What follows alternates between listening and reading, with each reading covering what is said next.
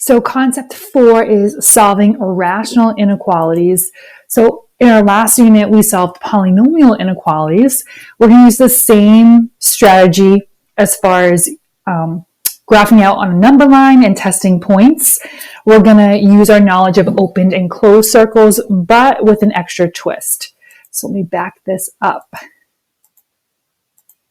So the first thing that you want to do is you want to make sure that your inequality is set equal to 0. In other words, you want all the terms on one side and you want a 0 on the other side. So that is the first thing that you need to check. So that is looking good on this example.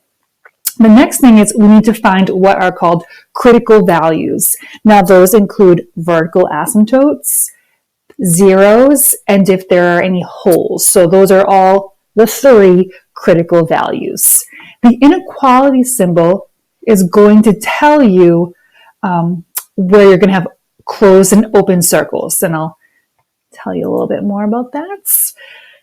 So let's do it. Let's find these critical values. The first thing that I'm going to find is the vertical asymptote, which we know from last week, you set the denominator equal to 0 to solve that. So I'm going to set x minus 5 equal to 0. Vertical asymptotes are always open circles. Repeat after me. Vertical asymptotes are always open circles because the function's undefined there.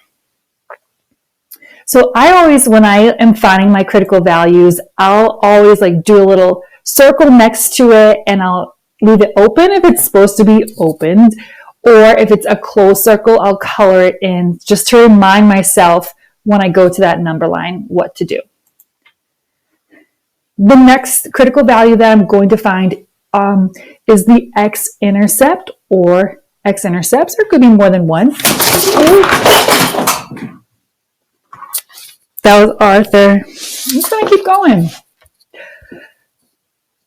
Yeah, there we go. So the x-intercepts, I'm going to set the numerator equal to 0 and solve for x.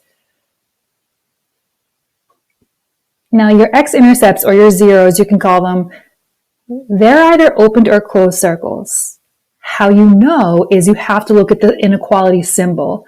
And if the inequality symbol is less than or equal to, or greater than or equal to, like we have here, it's going to be a closed circle on the number line at that value.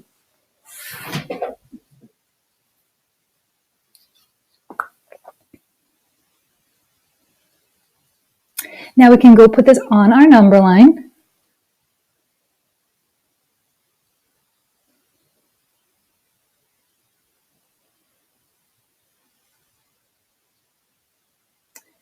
So you can see when given the graph, you can also use that x-axis as a number line. I like to do that.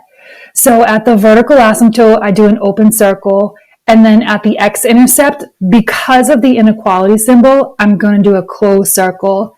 And this whole problem was, where is that inequality less than or equal to 0? So where is it below the x-axis? So all my highlighter friends, you can use highlighters on this. Highlight where your function is below the x-axis. And so here's your number line right here. You would connect these two. And so if I write this in interval notation, I would have a bracket at 7/2, or you can write it as 3.5, comma, and then 5 would have a parenthesis because it's opened. So another thing that you can do is, even if you don't have a graph like on the others, or even like on your homework or any problem, you can always, if you are able to use a graphing calculator, punch it in and use that graph to visually check what you algebraically found. All right, I'm gonna go see what Arthur is messing up now.